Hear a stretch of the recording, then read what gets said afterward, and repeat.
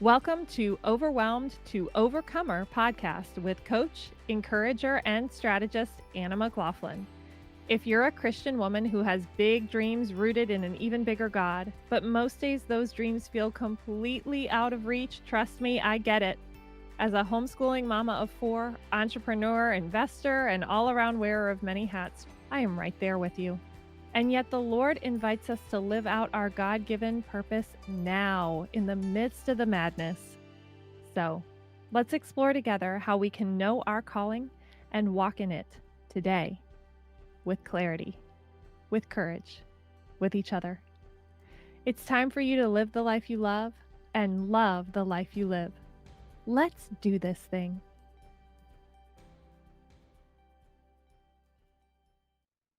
Hello and welcome to this week's episode of Overwhelmed to Overcomer.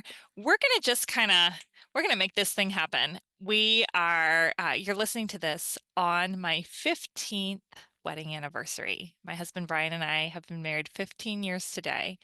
And I thought I'd just honor this man that is behind all the exuberance and mayhem that you see in all of its glory. My steady, my calm, by sharing just kind of first of all, lifting the cover a little bit of how I came into our marriage, because this will provide the context that will hopefully give you some encouragement and hope wherever you might find yourself in this beautiful, wild journey that so many of us have the honor and privilege to walk through. And even if you are in a season of singleness, if you're not actually in the context of a covenant marriage, then some of the things that the Lord has clarified for me over the years, because boy, did I need it, are things that have applied in a lot of my relationships. So let's talk things through, and I'm going to start by painting a picture. My first memory of what I call fun marriage moments, but conflict in our marriage, involved us returning from the honeymoon, and actually rewind even before we went on our honeymoon. The first fun little moment we had was almost missing our flight to our honeymoon destination, because we basically thought it would be a good idea to go back to our messy, chaotic houses and try to find some random things that seemed like a good idea to have on vacation and repack. This was kind of how we rolled in those days. It's not too dissimilar now in many respects. But then I remember vividly one aspect of our first married kind of throwdown fight, but not probably the most salient aspect, which is I remember that one or the other of Brian or I decided to launch a suitcase across the room, thankfully not at the other person, because we were so frustrated that the house is so crazy from not being unpacked. Now, I can almost guarantee you that somebody was me. Almost guarantee you that I was the one launching that full suitcase full of clothes. I don't think it was even zipped over my head and tossing it across the room in frustration. I'm almost positive it was me, but I to this day cannot remember. All I remember is that launch it we did, and that was our first married fight. So I was raised in a context where you didn't fight and then you split up. So reckoning and wrestling through all the different aspects of becoming one that we encounter was utterly foreign to me. And I remember telling my husband, and I'm saying this, I'm kind of lifting the lid a little bit to say, I know that wounded young woman that I was is not alone, that some of my story will be resonant to you. And so I want to just provide a little bit of disclosure, a little bit of context, so that you can also see just the beauty of time and honesty that comes as we walk this thing out. So one of the stories that I had was I viewed married love as almost like this full pie. You get married and the love is whole. And I remember telling Brian early on, and I think it was one of the first moments where he was like, oh, like the way you grow up really matters. Me growing up in a home where my parents didn't stay together, we didn't realize how much it colored my life my view of our own marriage until we were in it. And the stories kept bubbling up. And so I remember telling him, it's like when we get married, we get this whole pie, and the goal, and every fight takes a bite out of the pie. There's a little less love and a little less love and a little less love. And the goal is that one of us dies before the pie is gone. And he was like, "That's what you think?" I was like, "Well, yeah, what else would it be? How in the world could it be possible that there can be more love even after more challenge, even after more conflict?" Well, 15 years down the road, I know otherwise. The love grows. At least that's the goal, and that's what we're going to talk about today. Another moment that happened early on that was kind of archetypal for our story is having grown up in a house where mom and dad didn't stay together. I had created in my mind these little caricatures of what a happy marriage looked like. And one of the things that I decided would be characteristic of what a happy marriage looked like was that you cuddled while you slept because that's what they did on TV. And then, um, for anyone who's been married for any length of time, you might know the reality of trying to cuddle with someone all night long. Temperature differences, comfortability, arms falling asleep, all of this kind of stuff. And Brian used to joke because at one point I burst into tears in the car. I was like, "We're not going to make it because we don't cuddle when we sleep." And he was like, "I don't know how to help you right now." And he used to say, "If I could just pop my arm off at the shoulder, we'd be good to go. Solve all the problems." What needed to happen instead? I had to lay down the story. I had to find a healing from the Father that said, "I'm safe, even when it doesn't look like my little caricature of marriage." Because, man, how far true marriage, a true covenant walk is from this caricature that we create. So I thought I'd share a few little things that have served me well in going from that inauspicious beginning to a marriage that really, I remember telling my mother at one point, you know, we have so many things to grow in. And I'm sitting here going, my amazing podcast editor actually does like marriage stuff and has an amazing marriage podcast and all of these things. And I'm like, man, I wish she was the one talking instead of me, because like we were literally knee deep in not a conflict, but just a really hard conversation, just leaning into the future and how are we going to handle the current in light of, just the difficulties that we're facing. And it's like it's tough stuff sometimes, this knitting together and reckoning through the difficulties of our lives. And I'm just sitting here going, I wish she was here to share all the wisdom, because man, does she have it when it comes to this conversation. So and we're actually we'll put in the show notes, the Vision Driven Marriage, which is Leslie's podcast, because it's just that good. It's just that good. It's on pause right now, but you can go back and listen to so much beautiful stuff. Okay, so I'll do my best knowing that there's so much richness that those of you who are listening have to offer, that so many other sources have to offer. But let this be just, first of all, a window into my own crazy. I know you guys get an earful of me every week. I know you, friend, gets an earful of me every week. But there's so much more to enjoy, especially from my earlier days where I didn't know how to stay. I didn't know how to be present. And every couple has a dance, a conflict dance that we navigate. A friend of mine is going through getting her counseling degree in marriage and family therapy. And so I'm learning so much more, even just the clinical understanding of these dances. There's typically a pursuer and a withdrawer. There's typically one that's like kind of trying to work the thing out and maybe doing it because of an anxiety of not wanting to lose the love of the other person, and one that will then kind of like shut down because, oh, I feel criticized, I feel condemned, I feel like I can't do anything right? And we can get in these patterns without even recognizing it. So we're just going to talk through all these different bits and pieces a little bit, recognizing that this is just these are just the notes that kind of came to me in prayer that I wanted to just take a moment and say, hey, 15 years in, there's so much we don't know, but here are the little pieces that we do. And as usual, I'm going to tell them in story. So, first thing that I wanted to say as the primary that the Lord has really been teaching me over the years is that the number one work that I have in my marriage is prayer. And this is something I'm even realizing at a deeper level in this season, as there's been just a lot of hard and kind of that ordinary life stuff that often doesn't have a clear answer. It's like, do we just not work? Well, no, that's not really going to work. That's not really our answer. So how do we navigate these challenges, job challenges, direction challenges, um, financial challenges that come along with that? What do we do for the children? How do we allocate our time? How do we allocate our energy?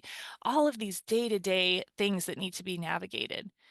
But that ultimately, as paraclete, which is the Hebrew term, I believe I've got this right, for um, both the Holy Spirit and our role as wives. And paraclete, para means beside. It's basically an encourager alongside, if I remember the translation correctly.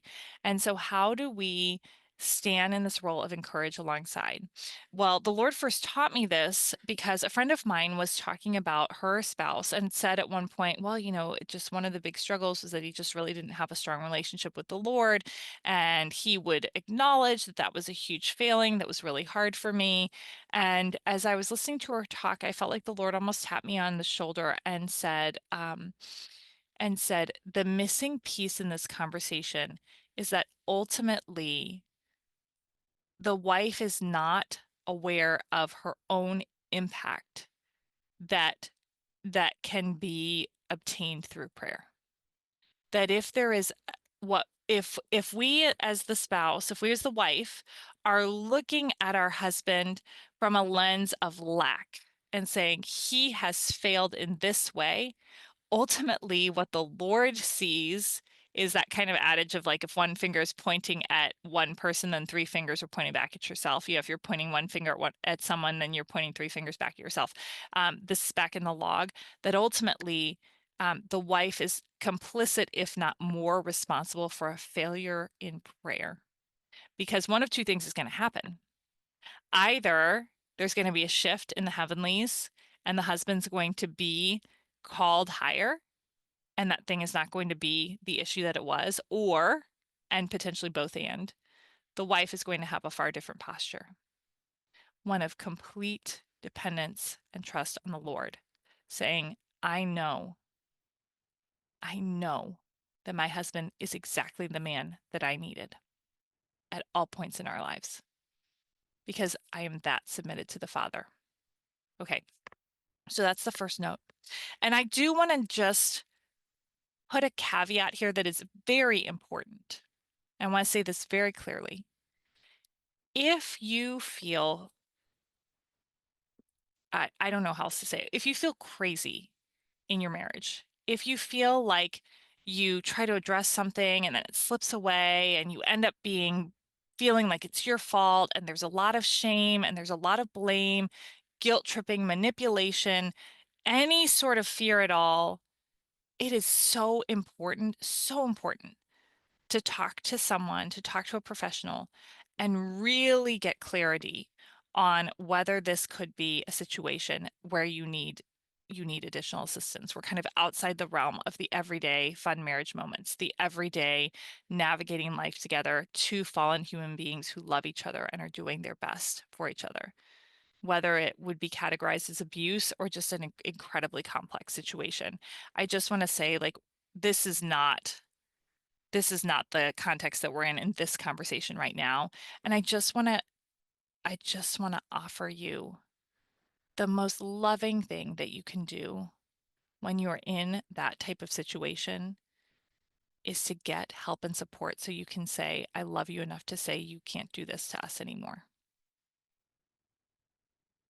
And lay that person before the Father. No more. Okay. And if that's where you are, just know that I'm praying for you,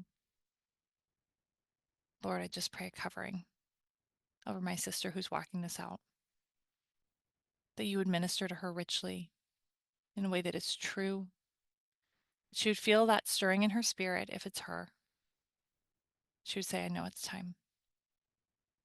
And that you would provide the perfect person to lead her through this struggle. She would not carry any guilt or shame that is not hers. She would lay it all down at your feet. Amen. Okay? Now, the ordinary, everyday, fun marriage moments among two broken people trying desperately to love each other. That's a line from a movie, I think. I forget which one. Okay? We're going to start in prayer. We're going to start in prayer. We're going to end in prayer. We're going to have it in the middle. Derek Prince described one time his first wife. He was married to, he had two different wives, 25 years each, and was widowed from the first. Widowed. I don't know. Meg Ryan had something to say about that in Seattle, Sleepless in Seattle. Why did they say he was, yes, that's what, widowed. Why did they say he was widowed? Why don't they say he was widowed? And then whoever her friend was like, what are we talking about right now? I think it was Rosie O'Donnell. Okay, I'm coming back, I promise. We're gonna so his first wife, he was feeling really discouraged, really defeated in the spirit. Went to bed. Next morning he woke up refreshed, felt wonderful. He came to find out that his wife had stayed up all night in prayer for him. Oh, I mean, that's gonna convict, right? All night in prayer. When is the last time we have done that for our husbands? Stayed up all night in prayer with covering for them. And actually, the conviction runs deep and sharp for me right now because the fun conversation that we were having just before this, it was compounded by the fact that I knew my husband was feeling really heavily burdened by what we were talking about. And I was getting anxious because he was feeling burdened. So instead of me coming and lifting the load for him, oh, wouldn't that be nice? I was feeling more upset because he was upset. Isn't that fun? Okay, so now I know what I'm going to be doing after I get off this podcast. I'm going to be fixing that little situation. And it was already in good order, but man, what a contrast. Listen, ultimately, end of the day, my friend, our bedrock foundation, the rock on which we stand is Christ. We have to be strong enough for our husbands to get to be weak. Brene Brown talks about this moment that completely transformed her research. She had been a shame researcher for an extended period of time, but had always focused on shame in women. And at one point, this man comes up to her and he's kind of challenging her, like, why don't you do research on shame in men? And she's like, oh, my focus is on women. And he said, well, isn't that convenient? And she's like, what do you mean? And this was years and years ago. And he pointed to his wife and daughter. And he said, do you see those two over there? He said, I would do anything for them. But I know at the end of the day, when I'm bowled over by shame, when I'm hurting, when I'm struggling, when I'm suffering, they would rather see me. I forget the exact terminology, but basically they'd rather see me not come home than to come home off my white horse. They want me up there on that white horse as the hero, as the savior, as the strong man, as the provider, as the guy that's got it all together. Because when I'm not okay, it rocks their world and they don't feel that sense of safety and security. And so they'll kind of like take me out if I try to get down off the horse. And I remember listening to that and being like, that's so awful. Those women are terrible. But if I'm really honest with myself, and you know me, friends, like I'm going to lift the curtain so that you feel safe to do the same.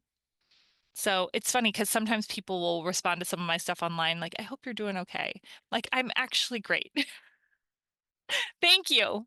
Thank you for your concern. I'm actually great. I'm just intentionally revelatory. I'm intentionally sharing the gory details of my life because I want you to feel safe to own it too.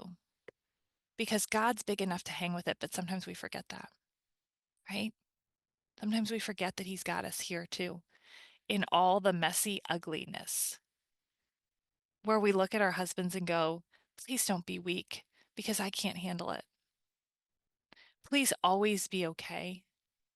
Think about that message. For our men who are already feeling the responsibility to stand as provider and protector, kind of the buck stops here. And ultimately, yes, the buck always stops with Christ. That's the point of the Christian life and what a gift it is. But in the natural, our men feel that obligation of being on the front lines for their family. And then for the added weight of me looking at them and saying, me looking at my husband, each of us looking at our respective husbands, saying, please don't fall. Please don't get off that white horse. Please be okay today. Right? My husband's okay like 99% of the time. Today was a rough one. And for me to look at him and be like, yeah, but I'm not okay because you're not okay. Oh, no, no. May we instead get on our knees in prayer and go, you know what, babe? You get to unravel with me. You're safe to do that. This is the place. This is the place where you get to need, you get to rely, you get to depend, right? Right here. Right here. Okay. So we're going to pray. We're going to remember one of my favorite phrases that my husband says. I'm on your side. We're going to remember that we are on the same team. My friend who's learning marriage and family therapy, she loves, I think it's called emotionally focused therapy, EFT. And she's always encouraging me as we're talking through stuff or, just her clients or as she's just explaining the work that she's doing, that one of the goals with her couples is that they would see the problem as the problem instead of one another as the problem. Don't fight your person, that we would not fight our husbands. We would face out together and fight the problem, that we would not be divided, but would be fully unified. Okay. And it's interesting because with this emotionally focused therapy, and I'm just starting to learn about it a little bit. This is that whole idea of the dance that we go through, of just the attachment styles that we have. Are we anxious? Are we so anxious is like, love me, love me, love me, love me, love me. Are we okay? Oh no, like often critical, judgmental, chasing after, fawning can be another one where you're like kind of trying to get the other person by being over the top, like showing them love and affection when they're pulling away. And then avoidant, right, like running away from the other person, shutting down, feeling criticized is usually the source of that one. um and and that those strategies in and of themselves, we can actually detach from those and recognize that's also not the person that we love. That's a strategy that they use to try to manage pain. And when we can get to the layer below, and we'll talk about that in a minute too, that it can help us stay on the same side. That's one of and I found this really helpful in our marriage. And so I commend it to you if this is a new concept for you. It's been really helpful for us to have these kind of code phrases like that. I'm on your side. Just cuts it. Just cuts it. And he'll say that to me. I'm like, I know. I know you are. I'll grab his hand. Because sometimes it doesn't feel that way. When you're in the middle of it, right? When you're going through it, you feel like if this person would just do what I wanted, my life would be so much easier. Because think how much we depend on our husbands, right? Just the level of dependence that's built into the relationship. Where if they were different, if they were, hey, you know what? If we could just we one of the jokes when I was a lawyer, I forgot all about this. It always made me laugh. Um, so it was a mostly male field. And we used to joke about how we needed wives too, because like the wives were getting everything done at home. All the dudes that we worked with, all the men that we worked with, they had an us at the house that was grocery shopping and organizing all the kids' schedules and taking care of the meals and taking care of the drop-offs and taking care of the house and doing all of these things. Well, the females in our relationship were working and we're bringing those skills to the law firm. Whereas our guys were home using their big picture skills, and nobody was around to handle the details. So we would just joke about, oh, well, we need an us at home. Like, why don't we get a wife that's at home that's taking care of all of the details, right? Just someone who can handle the things, because I'm stuck here at the office and I'm doing it for everybody else that are my clients, and I can't do it for us at home. And so as wonderful as my husband was holding down the fort while I was lawyering, he didn't have that kind of multifaceted, see all the trees deep in the weeds thing, because God didn't wire him that way. So we can get to think, if you were more like me, then we'd be good here, because you're missing all the stuff that I can see from here, but there's not enough of me to go around. Here's the problem. We all need an other.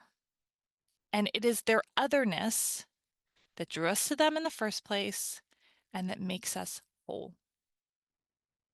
We don't need another us. If we're going to get really honest, a lot of those run-of-the-mill kind of mundane arguments that we get into, I can't say all, so many of them come under the category of, why can't you be more like me?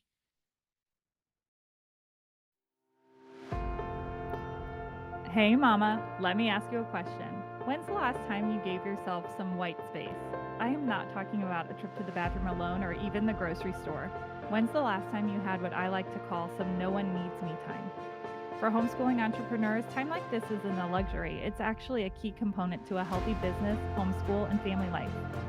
So, if you're ready for your next respite, whether it's you by yourself, you and your spouse, or a family trip, join us at our peaceful haven, Just Like Paradise, located on gorgeous Oak Island, North Carolina. This 3-bedroom house is just a short walk to the ocean and nearby restaurants. It has a screened-in back porch with fireplace that is to die for, hot tub, and even a fire pit if you're feeling ambitious. Book through the link in the show notes, and then you have a unique discount code, podcast100, to get a $100 discount on your stay as a thank you for being one of my listeners. Get your next getaway on the calendar today.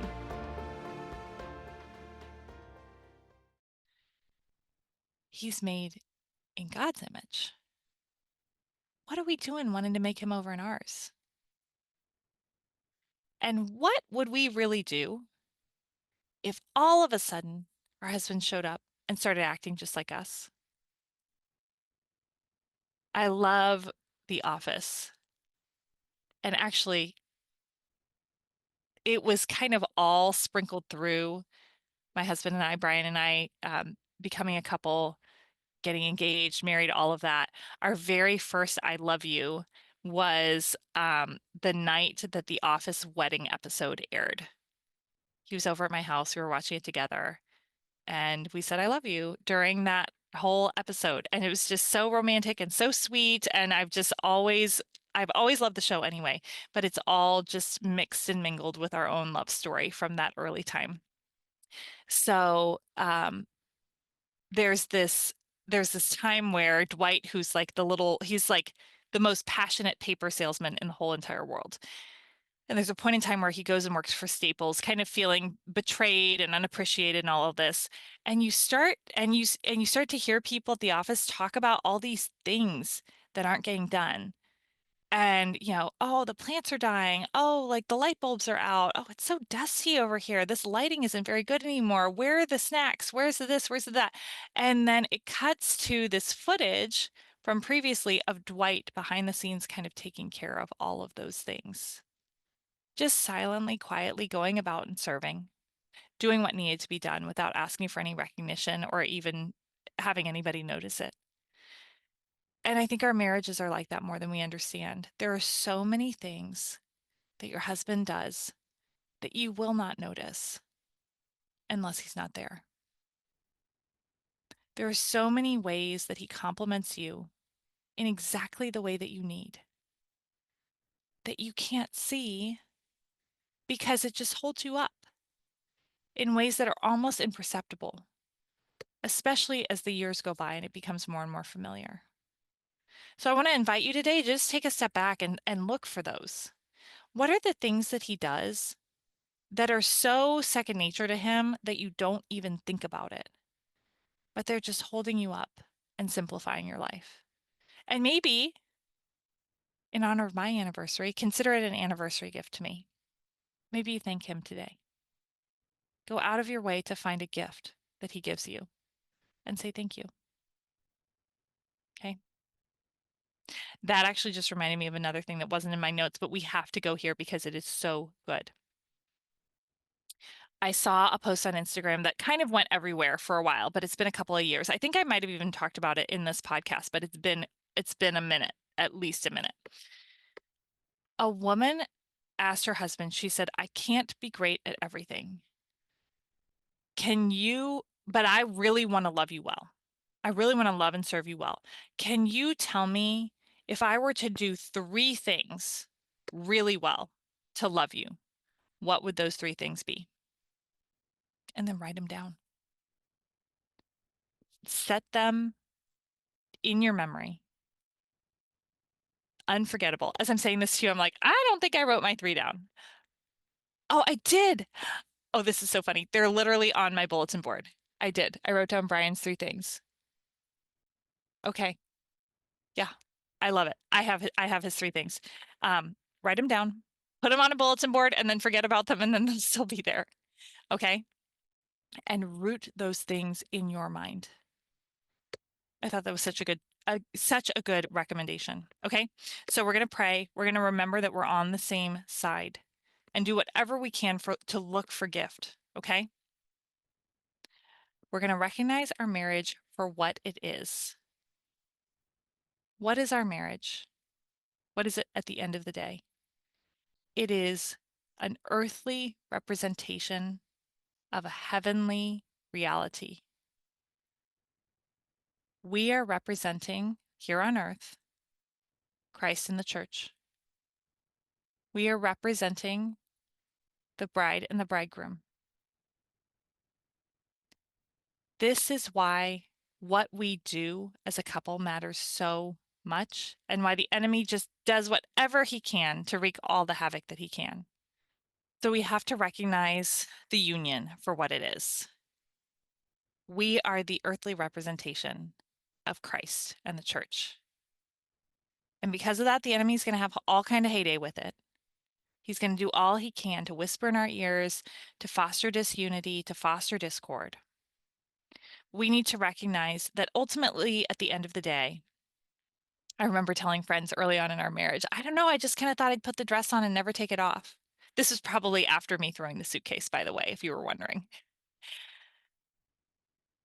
Our job, like my favorite movie endings. I'm like I'm getting taken way back on all the things. We're just gonna go there. My favorite movies were the ones that ended with the couple kissing and then fade to black. Because, then you just kind of feel like maybe it's just going to keep going on for a little bit there or forever.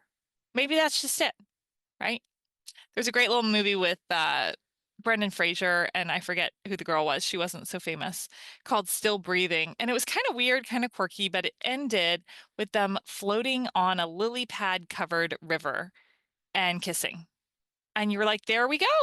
Fade to black. Everything's just fine forever, forever and ever. That's not the reality that we're living in. Listen, the family unit is this is the currency of the kingdom, the family. This is how the Lord advances his kingdom primarily and most effectively is through the family unit. You think the enemy's just going to sit back and drink coffee while we just have this strong, healthy union? No, because he knows the impact is not just between the two of you, but every child that comes from that. For however long we do this thing, everyone and every person that they interact with and impact all roots back to this marriage. No pressure, but yeah, let's get real about what's going on here. The impact that you have, and we talk here about like rocks out of the pack, right? Every lie we can break, every fortification that we can give. Think about the times you just you hug your children, you look in their eyes, you tell them who they are. How much better equipped we are to do that when it's both of us, when it's two that are working as a united front, right? Because mama's the one that's going to kind of hug and nurture and nourish and cry with, and dad's the one who's going to be like, you want me to beat him up? Where are we going? You know, I've got your back. Like, let's get this taken care of. You've got this. You can totally do this. You can throw down. You can make this happen. I know you're strong enough for this, right? There's that difference, and not that one can't, yeah, that the mom can't channel that energy and the dad vice versa. But we complement each other, and the children are so much more secure because they've got both those voices speaking into their lives. Okay. We need to recognize that ultimately our marriage is not about our happiness, okay? It is about us doing the ultimate work of the kingdom, which is to glorify God and to enjoy Him forever. Westminster Shorter Catechism. What is the chief end of man? Man's chief end is to glorify God and to enjoy Him forever. How can we effectively glorify God? Through not least of which our families. I heard once marriage described as open heart surgery, and the person said, don't get off the table before the miracle happens. It's going to get messy sometimes. Our stuff's going to get exposed. It's going to get really uncomfortable. It's going to be vulnerable. It's going to be hard because we're going to have to look at our spouse and say the dumb things we're thinking, like, hey, honey, I think our marriage isn't going to make it because we don't cuddle at night. That that was such a young That was such a young story that little Anna had made up decades before to try to explain what love looked like, because that was how little I understood it. And that was from a whole host of reasons, not least of which my family's, failure to remain intact. The fact that my parents divorced, I didn't know. I didn't know how it worked. And we had to figure that out together, Brian and I, with a lot of help and support. But now my children don't have that long walk. We talk a lot about what healthy conflict looks like and how to work through things when life gets hard. We do it with them, we model it in front of them. And I know everybody has different convictions about this, but for us, because I grew up in a house where mom and dad didn't fight and then mom and dad weren't together anymore, Brian and I work through things in front of our children sometimes. Not all the nitty-gritty details, but if something comes up, we'll talk it out. And we'll let them see us talking it out. But we will darn well make sure that they see us work it all the way through. Embrace at the end. We let them know that we're good. It doesn't take that long most of the time. But we want them to see because I didn't see. And so then I came away with a story that love is at its fullest at marriage. And then it gets chipped away from there. What a surprise and what a grace that it's not that way. That there can be more love after marriage, and I pray that's the case for you. Okay? All right. So where are we? We're called to pray, find find ourselves on the same team, recognize marriage for what it is. Listen, like, man, do we, some of us, me for sure, we want the romantic movie.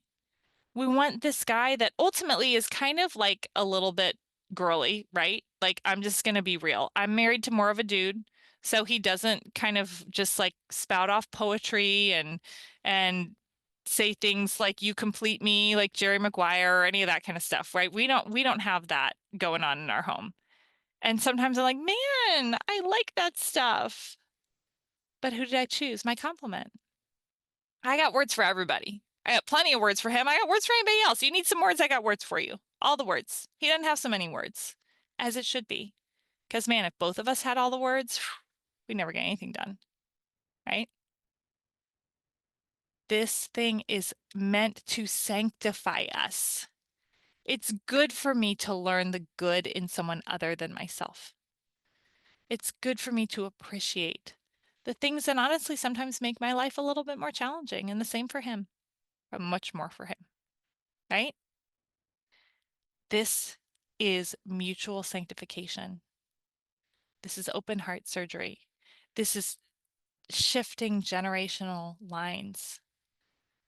so they are of more holiness in the coming years. Okay? This is not happily ever after. That's coming later. That's the kingdom. We got that buttoned up already. It's assured, and it is not dependent on the other person or on ourselves. Christ bought that for us on the cross. So happily ever after is settled. In the meantime, let's roll up our sleeves and do some work with the man we love, okay? Okay. The last thing is maybe the most practical. We're going to stay in the conversation. We're going to look for the stories underneath.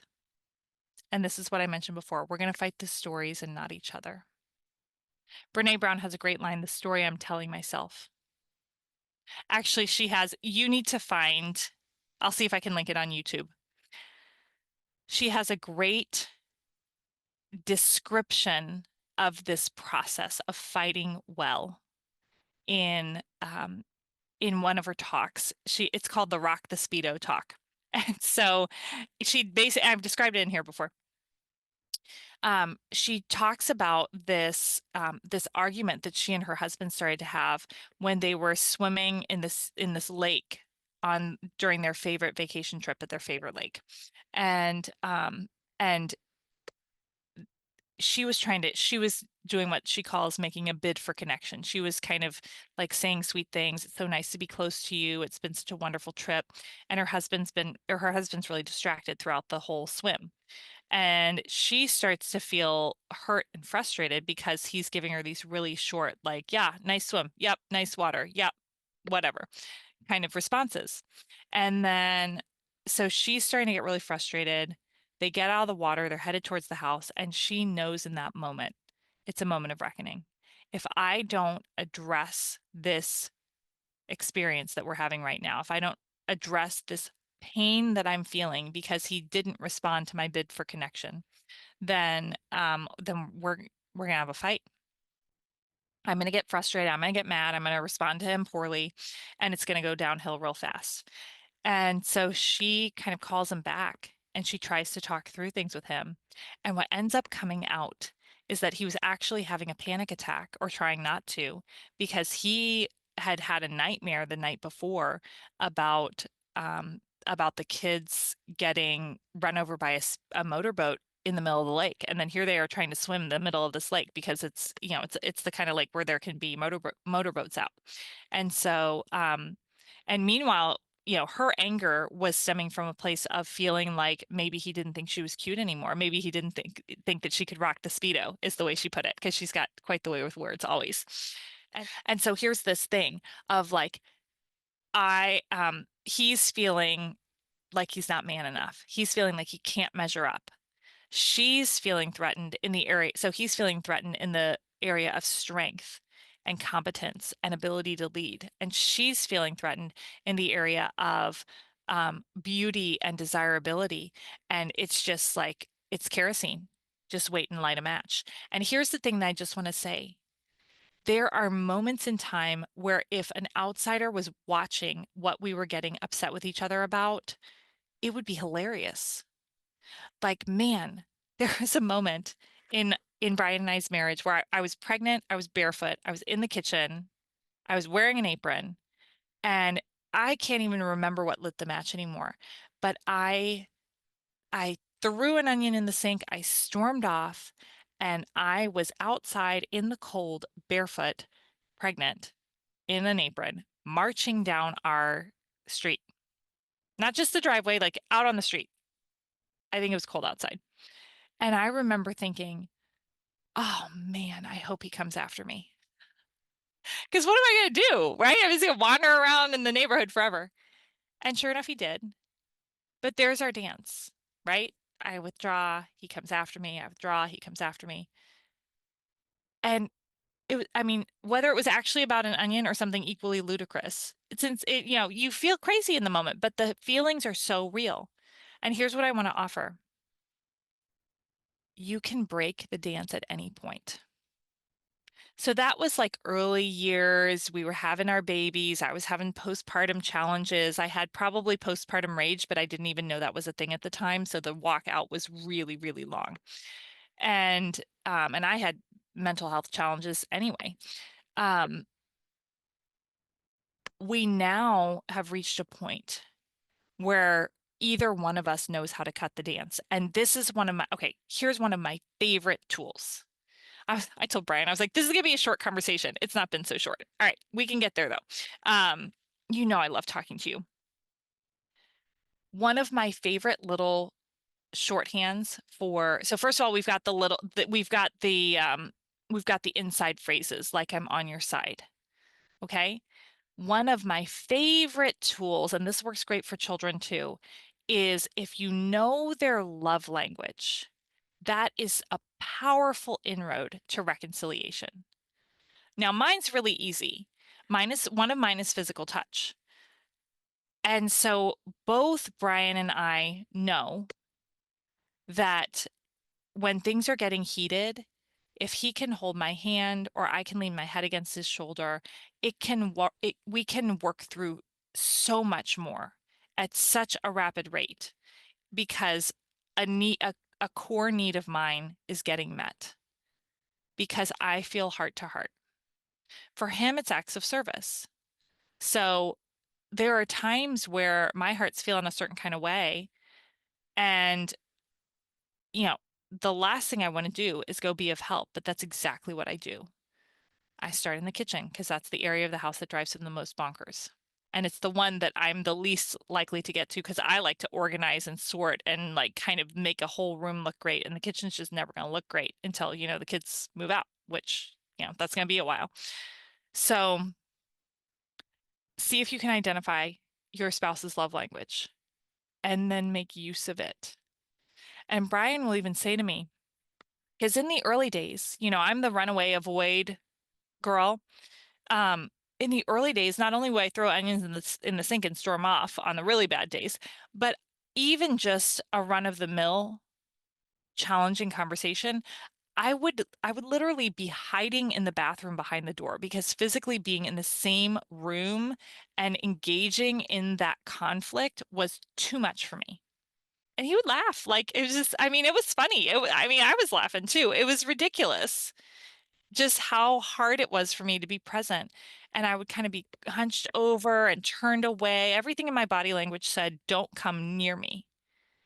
But in moments of calm, I was able to say, hey, listen, I know everything in my body language says I don't want anything to do with you, but I actually need just the opposite. I really need you to reach out to me in those moments.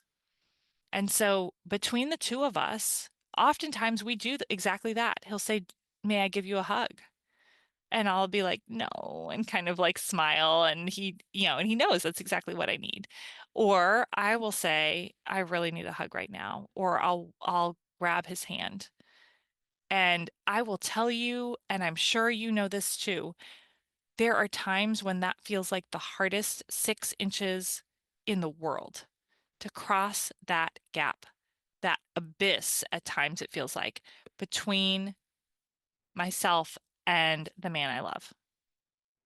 I get it, but it is holy work. And every time we walk back into that room, every time we grab their hands when we want to run away, every time we say, you know what? I'm really actually feeling afraid that you're so mad at me that you don't love me as much anymore. I'm really actually feeling afraid that you don't think I'm cute. I'm really actually feeling afraid that you're just disappointed in me, that you wish I was different in some way. When we can get to that point, we're taking another rock out of the pack. We're reconciling something that needs to be reconciled. We're bringing the kingdom to earth. So, those are just a few little tips I've learned along the way, a few little things to bridge the gap. Starting from a thrown suitcase, starting from thinking that if you didn't cuddle all through the night of every night of your married life, that there was something wrong with your marriage and you weren't going to make it. Thinking that marriage started off as a complete, whole, perfect object and got chipped away at over the years. And you just have to hope that you muddle across the finish line to the end. It's so different. And I just pray that you've grabbed hold of that holy reality yourself. I hope that some of this has encouraged you. We'll keep talking about this and all the other things. I'll keep telling stories about myself in the hopes that you feel safe to own your stuff too. To shrug your shoulders and go, that's why Jesus died. He purchased me. He purchased my life that I might be free to laugh about my crazy instead of feeling burdened and bogged down by it. I pray your load's a little lighter today, friend, that you see a way that you can love yourself and your husband just a little bit better and bring that kingdom to earth. Thanks for being here. I appreciate you so much. Until next time, as always, you've got this because he's got you. Friend, thank you so much for listening to this most recent episode of Overwhelmed to Overcomer. So listen, the whole idea behind this mission is that when we endeavor to be brave with our lives, we need to do it together. Belonging is key. So if you resonated with the message from this episode, share it with a friend. Do it together. Thank you again, and never forget, you've got this because he's got you.